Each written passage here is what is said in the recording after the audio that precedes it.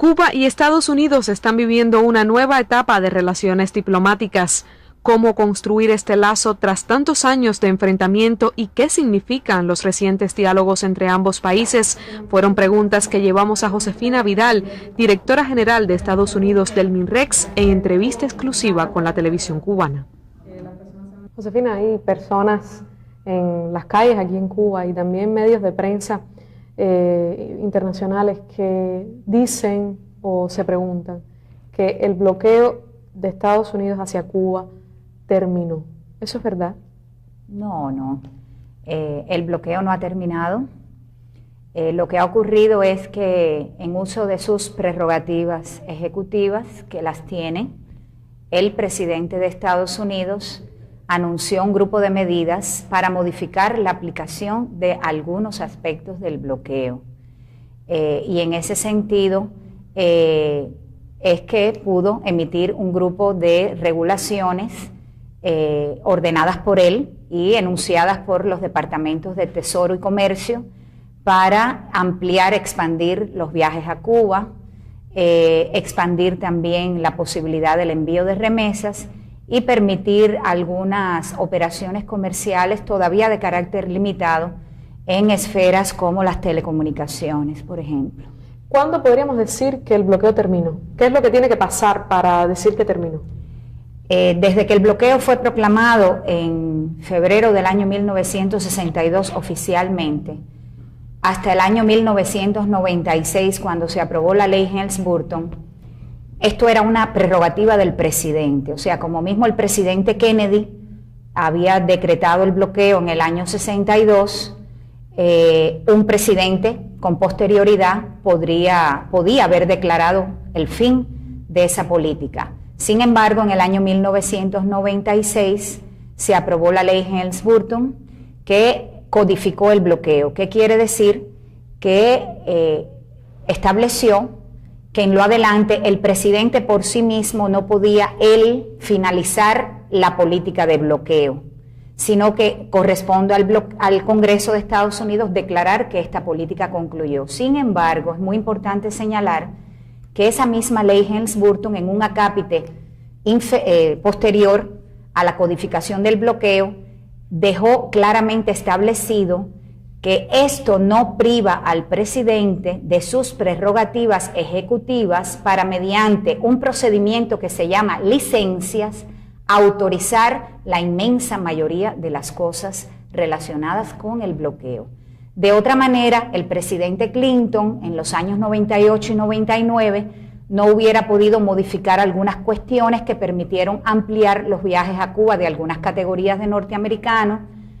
Si no hubiera sido así, tampoco el presidente Clinton hubiera permitido el envío, por ejemplo, de algunas remesas limitadas a nuestro país, y tampoco Obama hubiera podido en los años 2009 y 2011 restablecer las visitas familiares a Cuba, restaurar la posibilidad para el envío de remesas a nuestro país y también permitir que un grupo de norteamericanos que están comprendidos en un grupo de 12 categorías pudiesen visitar nuestro país.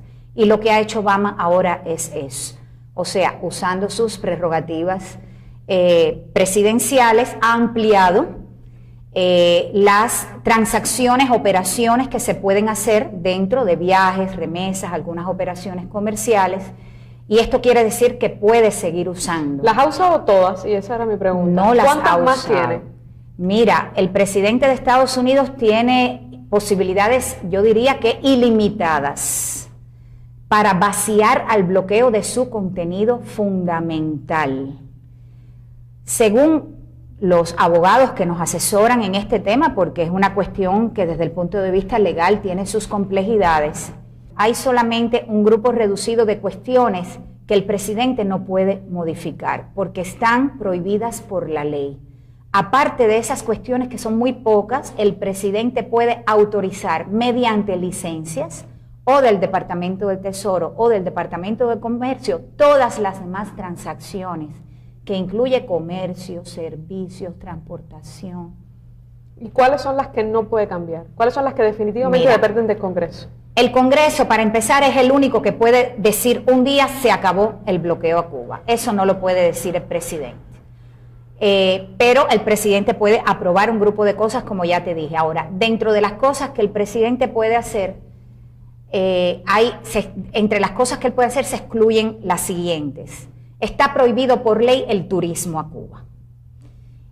Hay una ley del año 2000, la ley de reforma a las sanciones comerciales, aprobada por el Congreso. Por cierto, la misma ley que permitió ventas limitadas de alimentos y productos agrícolas a Cuba, que prohibió el turismo a Cuba.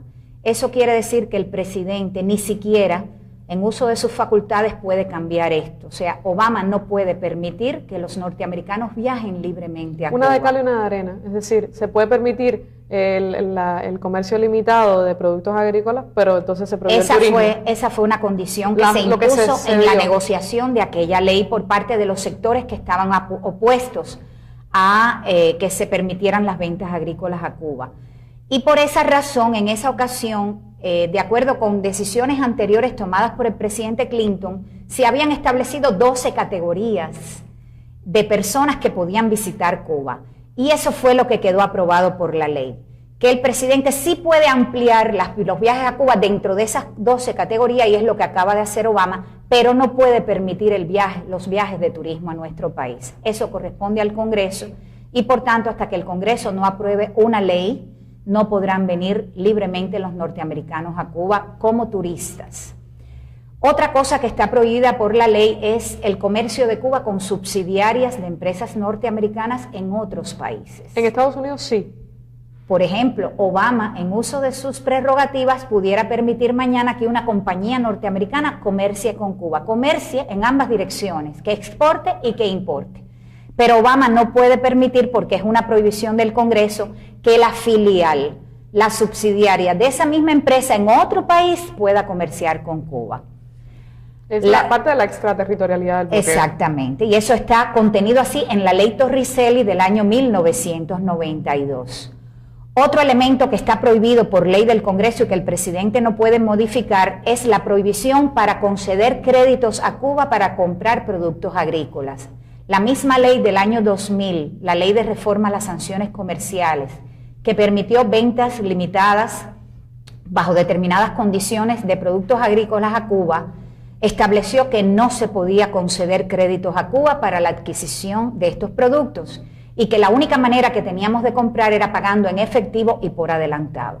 Esto quiere decir que Obama no puede cambiar eso, pero Obama pudiera permitir que otros productos que no sean agrícolas se vendan a Cuba con créditos. Eso es una prerrogativa presidencial que él puede usar autorizando licencias y no está prohibido por el Congreso. ¿Y eso no está entre las regulaciones anunciadas por el Departamento del Tesoro? No está entre las regulaciones, por eso nosotros decimos que las medidas que ha anunciado recientemente el presidente son medidas positivas, van en una dirección correcta, pero todavía están limitadas a un grupo reducido de esferas, de áreas, y no quiere decir que todas sus prerrogativas se han agotado.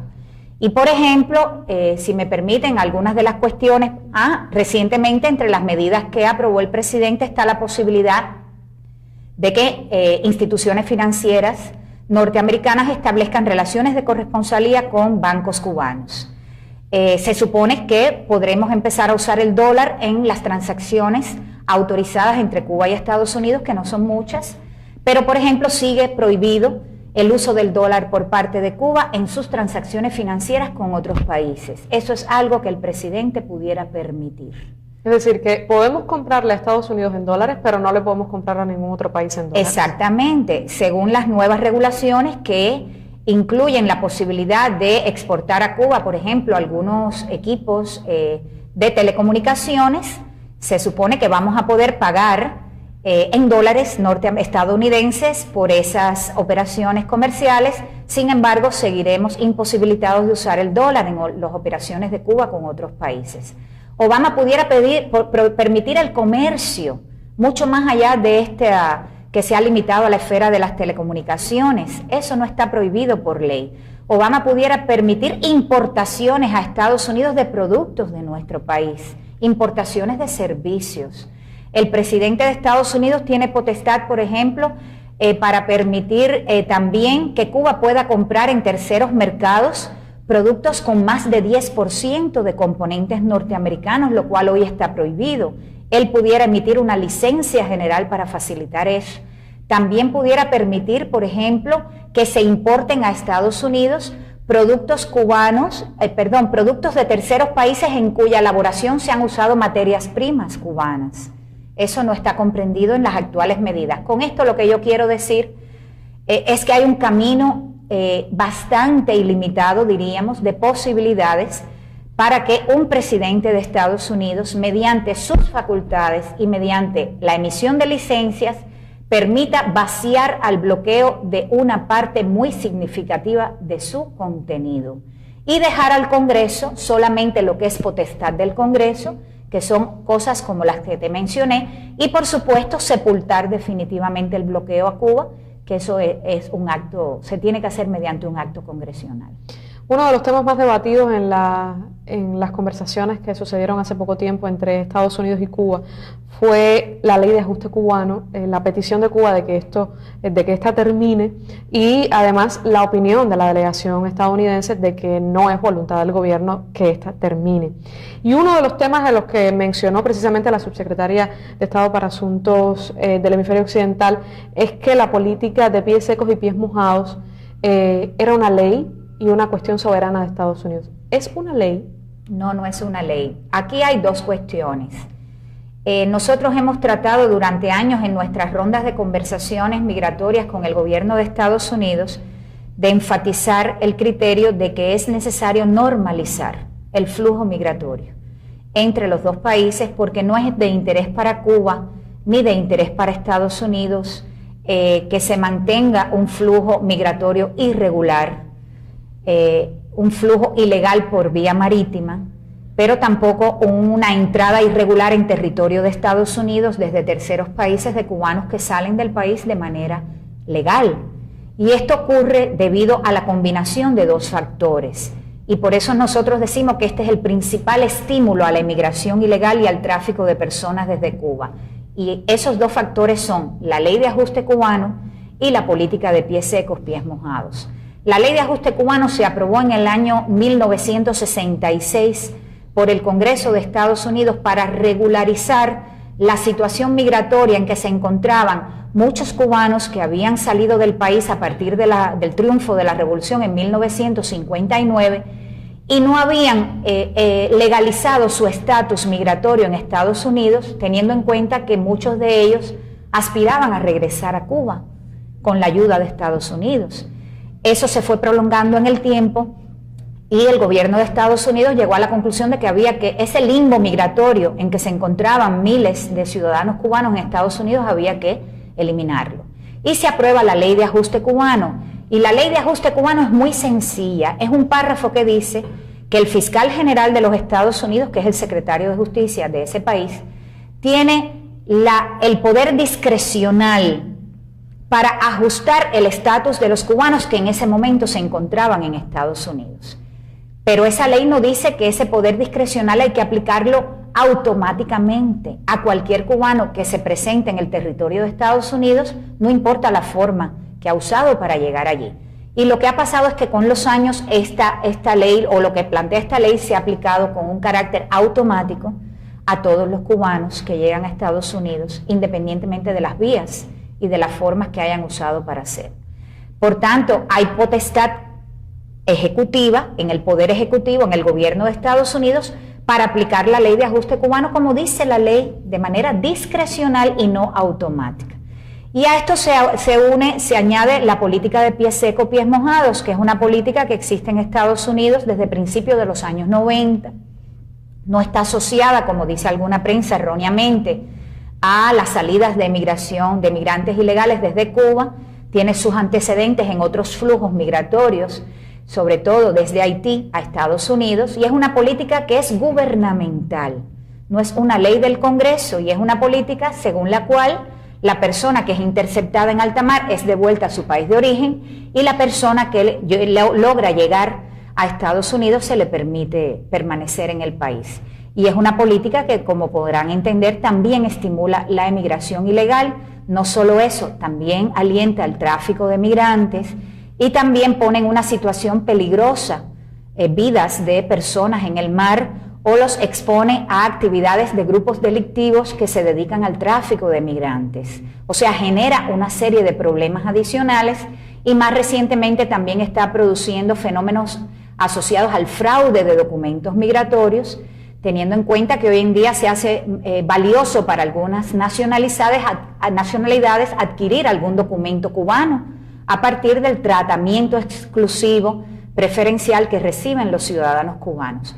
En síntesis, este es el principal estímulo a la migración ilegal que nosotros hemos reiterado a Estados Unidos, que es imprescindible abordar y enfocar con vistas a normalizar los flujos migratorios entre nuestros países y a evitar situaciones como la exposición de las vidas de personas a peligros, situaciones peligrosas en sus intentos de llegar a ese país. ¿Podríamos afirmar entonces que es imposible tener relaciones migratorias normales con Estados Unidos mientras no se quite la ley de ajuste cubano? Claro que lo podemos afirmar. De hecho, la ley de ajuste cubano y la política de pie seco, pies mojados son instrumentos que se aplican con carácter exclusivo para Cuba. No existen leyes similares para otros países, de lo contrario estaríamos viendo una arribada descontrolada, masiva, de migrantes del mundo entero, como parte de la tendencia natural que siempre ha existido en el mundo desde hace siglos, de que las personas tratan de moverse o tienden a moverse, algunas personas, de países con mejores niveles de desarrollo hacia países con más desarrollo. Hay una percepción, Josefina, cuando uno escucha a los diplomáticos estadounidenses referirse a este tema y también cuando lee la prensa internacional, de que si se les critica es porque ellos han cedido sin Cuba haber cedido lo que ellos piden. Como si Cuba tuviese que hacer cosas para complacer los intereses de Estados Unidos y así nosotros pues tener la posibilidad de tener relaciones diplomáticas con ellos. Esto es así. Cuba, en términos diplomáticos, ¿cuál es su opinión sobre esto? ¿Cuba tiene que hacer cosas para complacer a Estados Unidos? Las relaciones entre Cuba y Estados Unidos han sido históricamente asimétricas. Por tanto, no se puede aplicar un enfoque de lo que se llama en diplomacia de quid pro quo. Yo te doy algo y tú me das algo. No se puede aplicar con automatismo, teniendo en cuenta que hay muchas más cosas que desmontar del lado de Estados Unidos que del lado de Cuba. Porque en Cuba no tenemos sanciones contra empresas o ciudadanos norteamericanos, tampoco tenemos un territorio ocupado en Estados Unidos que podamos cambiar por el territorio ocupado en la base naval en Guantánamo, no tenemos programas financiados desde Cuba con vistas a influir dentro de la situación de Estados Unidos o a promover cambios en el orden interno de Estados Unidos, no tenemos transmisiones radiales y televisivas ilegales, especialmente concebidas desde Cuba hacia Estados Unidos, sino que es lo contrario. En fin, hay un grupo mayor de políticas y de medidas que hay que cambiar del lado de Estados Unidos que del lado de Cuba. Por supuesto que en todo proceso de negociación diplomática, en algunos temas es posible encontrar puntos en los que podemos decir, bueno, yo estaría dispuesto a dar esto y yo estaría a dar dispuesto a lo otro, con vistas a ir, aun y cuando sea asimétricamente, con vistas a irnos acercando hacia la solución de muchos problemas. Lo que pasa es que hay una confusión y la prensa, de alguna manera la prensa internacional alimenta la confusión en el sentido de que hay personas que piensan o que aspiran o pretenden a que como parte de este proceso de negociación Cuba pondría sobre la mesa cuestiones que son totalmente del orden interno cubano y que son cuestiones de soberanía cubana. Eso no va a ocurrir. Nosotros hemos reiterado, incluso en entrevistas a la prensa de Estados Unidos, que las cuestiones de orden interno en Cuba no son negociables, como no son negociables para ningún otro país. Las de ellos mismos, por ejemplo. Las de ellos mismos ni las de ningún otro país. Esas cuestiones son de competencia única y exclusiva del pueblo cubano, que soberanamente en referendo ha decidido el rumbo de este país y que le tocará al pueblo de Cuba decidir siempre. Por tanto, nunca se pondrán sobre la mesa en este proceso de negociación para resolver problemas pendientes cuestiones de carácter interno o cuestiones dirigidas a promover cambios en nuestro ordenamiento interno.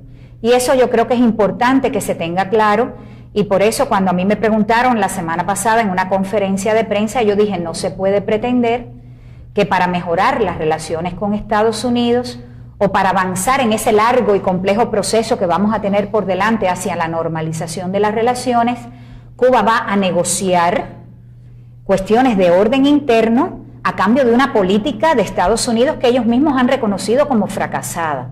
Ni vamos a negociar cuestiones de carácter interno de la soberanía cubana por el levantamiento del bloqueo. Fuera de eso, todo lo demás en un proceso de negociación, todo lo que no atente contra la soberanía de un Estado, todo lo demás puede formar parte de un proceso de negociación. De lo contrario, no habríamos tenido los resultados del pasado 17 de diciembre, cuando después de 18 meses de un proceso de negociaciones entre ambos países, fuimos capaces, sobre la base de el respeto absoluto a la igualdad soberana y a la independencia de nuestros países, de identificar cuestiones que eran muy importantes, en las cuales ambos teníamos intereses comunes y que pudimos resolver. Son siempre procesos complejos, procesos, yo diría que prolongados, arduos, pero demostramos que incluso en temas sensibles se puede, cuando hay una buena voluntad, encontrar una solución. Y esa es la voluntad que nosotros hemos trasladado como parte de estas conversaciones y de este proceso que comenzamos, y hemos reiterado al gobierno de Estados Unidos que nosotros estamos enfocando estas conversaciones con un espíritu constructivo y con plena disposición para encontrar solución a los problemas que se han acumulado a lo largo de 54 años y también de identificar áreas, que son muchas, de interés común en las que nuestros dos países pueden cooperar por el beneficio común. Usted se sentó mesa de por medio con la delegación estadounidense. ¿Cuál es la voluntad de ellos? Bueno, yo creo que ambos hemos, después que nuestros presidentes anunciaron simultáneamente la decisión tomada de restablecer relaciones, primero, y segundo, avanzar en un proceso hacia la normalización, yo creo que esa voluntad está de ambas partes. Pero más allá del restablecimiento de las relaciones, ¿hay un cambio de objetivos en Cuba por parte de la política exterior de Estados Unidos? No puedo decir que hay un cambio en los objetivos. Se ha iniciado, yo diría que una nueva etapa en las relaciones entre Cuba y Estados Unidos. La etapa anterior, vamos a decir que existió hasta el 17 de diciembre de 2014, era una etapa que estuvo caracterizada, asignada por la confrontación. Yo diría que pasamos ahora de la etapa de una confrontación abierta, con políticas muy agresivas y hostiles, a una etapa en la que hemos decidido que vamos a restablecer relaciones para buscar solución a algunas de esas políticas hostiles que permanecen y que deben cambiar en esta nueva fase que abrimos, y una etapa en la que no van a desaparecer las contradicciones, no van a desaparecer las diferencias políticas entre Cuba y Estados Unidos, que son profundas, no van a desaparecer las divergencias de concepciones, por tanto no van a desaparecer las fricciones, los problemas, pero sí se supone que vamos a transitar hacia un periodo en que, cuando restablezcamos relaciones, vamos a dotarnos de mecanismos que no existían, que no existen todavía, pero que se supone que los vamos a construir para lidiar con esos problemas, con esas dificultades, con esas fricciones de manera civilizada, para buscarle solución de manera conjunta, aun cuando no desaparezcan las diferencias. No creo que no han desaparecido los objetivos de la política de Estados Unidos hacia Cuba. De hecho, la señora Roberta Jacobson, que nos visitó la semana pasada al frente de la delegación de Estados Unidos, lo dijo. Estados Unidos no ha modificado sus objetivos estratégicos hacia Cuba, lo que cambian son las formas, las tácticas. Pero bueno, nosotros estamos listos para adentrarnos en esa fase de enfrentamiento de nuevo tipo. No todos los países del mundo coinciden en sus aproximaciones y sus concepciones, y hay países que se relacionan con objetivos contrarios unos hacia otros, pero se puede demostrar que teniendo objetivos contrarios, podemos buscar una mejor manera y más civilizada de relacionarnos, sin renunciar a lo que cada parte cree, pero, como decía, armándonos de instrumentos y mecanismos para poder dirimir los problemas, las diferencias, y al mismo tiempo buscar puntos de contacto que existen y puntos de interés común para avanzar en una relación de convivencia civilizada y pacífica entre nuestros países. Convivencia difícil, pero que yo creo que es posible. En caso de que para finales de este año, Josefina, como es presumible, el bloqueo de Estados Unidos permanezca, como seguramente será, y el Congreso pues se tardará en tomar una decisión más clara sobre esto, Cuba volvería a presentar en Naciones Unidas a la Asamblea General una resolución de condena a Si así fuese, ¿se imagina que Estados Unidos votaría en contra? ¿Significará que ellos están votando en contra de su propio gobierno? ¿Cómo ve estas circunstancias? No sé cómo votaría Estados Unidos, es algo que ellos tendrán que decidir y discutir y dirimir. Del lado de Cuba, por supuesto, mientras el bloqueo se mantenga, y el bloqueo se mantiene, el propio presidente Obama lo reconoce, y el propio presidente Obama ha estado diciendo ya que va a involucrarse personalmente en un debate con el Congreso dirigido a lograr el fin del bloqueo. En fecha reciente, la misma semana pasada, él hizo un llamado al Congreso de Estados Unidos en su discurso sobre el Estado de la Unión a levantar el bloqueo. Por tanto, el bloqueo está presente, se mantiene, el propio gobierno de Estados Unidos lo reconoce así, y mientras esa situación se mantenga, por supuesto que Cuba va a insistir en su reclamo de que se levante el bloqueo, porque es una política obsoleta, es una política que ha dañado los intereses de Estados Unidos, pero daña al pueblo de Cuba. El propio presidente de Estados Unidos lo reconoció el pasado 17 de diciembre, por tanto es una batalla y es algo que nosotros continuaremos haciendo hasta que esa política no sea definitivamente eliminada. Habrá que esperar entonces para ver con quién votan, o con su gobierno, o con el mundo, o con el Congreso. Habrá que ver. Habrá que ver. Roberta Jacobson se refirió mucho en su conferencia de prensa a la situación de los diplomáticos estadounidenses en La Habana y su petición de que puedan viajar por todo el país, pero no se refirió a la situación de los cubanos en Estados Unidos, es decir, de los diplomáticos cubanos en Estados Unidos, tanto en la sede de Naciones Unidas en Nueva York como en Washington, D.C. ¿Cuál es la situación que tienen actualmente? ¿Se espera que esta situación mejore?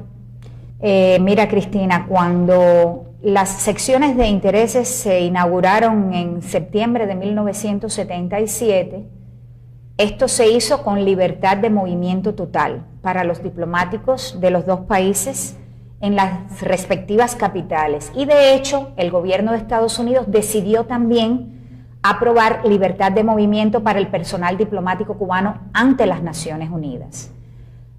Con posterioridad, con los años, como resultado de las políticas hacia Cuba que distintos gobiernos decidieron aplicar, se fueron introduciendo restricciones al movimiento de nuestros diplomáticos por parte de Estados Unidos. Y fue el presidente Reagan el primero que impuso. Digo de nuevo porque Nueva York ya tenía limitaciones de movimiento desde principios de los años 60, impuso las limitaciones a Nueva York y aplicó las primeras restricciones a nuestro personal en Washington.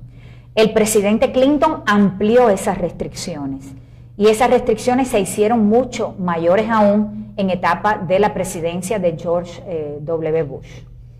Por tanto, estamos en un momento hoy en que hay restricciones para el movimiento de los funcionarios de Cuba y Estados Unidos en ambos países. Hoy en día, para salir de los límites de La Habana y de los límites de Washington, hay que pedir un permiso. Desde hace 2 años nosotros hemos estado proponiendo al gobierno de Estados Unidos pasar a una situación intermedia, vamos a decir, de eliminar un poco esas restricciones en el sentido de aplicar lo que se llama como notificación de viaje. No se eliminan totalmente las restricciones, pero es un marco un poco más flexible para moverse. Pero el gobierno de Estados Unidos no ha accedido a ello. El gobierno de Estados Unidos en este momento ha estado planteando que para la apertura de las embajadas es importante la libertad de movimiento. Nosotros le hemos dicho que estamos dispuestos a sostener una discusión en esta dirección, pero que para ello es muy importante que cambie la conducta de los diplomáticos norteamericanos en La Habana. Y en particular estamos refiriendo a que debe cambiar la manera de actuar de esos diplomáticos en el sentido de estimular, organizar, entrenar, abastecer, financiar a elementos dentro de nuestro país que actúan contra los intereses de nuestro Estado, contra los intereses del gobierno y del pueblo cubanos. Y hemos dicho eso porque la Convención de Viena, que debe ser la base sobre la cual funcionen las nuevas embajadas, establece muy claramente que hay que respetar las leyes del Estado receptor. Y estamos enfatizando esto con mucha fuerza. Y lo hacemos porque nuestros diplomáticos en Washington tienen una conducta impecable y nunca harían ningún tipo de acción que pueda interpretarse por el gobierno de Estados Unidos como una intromisión en sus asuntos internos. Es lo mismo que estamos diciendo acá en estas conversaciones, que el análisis de este tema, o sea, del asunto de la libertad total de movimiento, que es lo que está planteando la parte norteamericana, está asociada a un cambio en el comportamiento de su misión diplomática y de sus funcionarios aquí en La Habana. ¿Qué podríamos...? Hay una preocupación expresada por varias personas también aquí en Cuba sobre la posibilidad de que cuando se acabe la administración Obama, ha sido discrecionalidad del presidente Obama hacer lo que ha hecho. Si ganara, por ejemplo, un presidente republicano o incluso una presidenta o un presidente demócrata, de que esto pueda acabarse, lo que ha pasado hasta ahora, revertirlo. ¿Es eso posible? Eso es posible. Hay que tener en cuenta que, como he dicho, el presidente Obama ha actuado en uso de sus facultades ejecutivas. Esto quiere decir que como mismo él ha tomado algunas decisiones, un posterior presidente, el presidente que lo suceda, puede tomar las mismas decisiones en un sentido contrario. Pero por supuesto esas decisiones pasarían por un análisis del contexto político. Y para que estas decisiones se hagan totalmente o irreversibles, yo creo que deberían ir acompañadas de algunas leyes aprobadas por el Congreso de Estados Unidos, y así todo, nada sería reversible, porque en la misma medida que un Congreso puede actuar en un sentido, un Congreso, una legislatura posterior puede hacerlo en el sentido contrario. Pero todo esto estaría en dependencia del contexto político, y yo me preguntaría si sería costoso o no, o menos costoso o más costoso, para un presidente que suceda al actual que está en Estados Unidos, al presidente Obama, revertir algunas medidas que pueden resultar beneficiosas para muchos sectores dentro de Estados Unidos, y hablo de sectores de negocios, pero también hablo de cubanos residentes en Estados Unidos, o de académicos, universidades que se van a beneficiar ahora de las modificaciones que el presidente ha hecho en la política de viajes a Cuba para permitir una mayor interacción entre nuestros países, intercambios culturales. O sea, eso pasaría siempre, me imagino yo, por un análisis costo-beneficio en el orden político.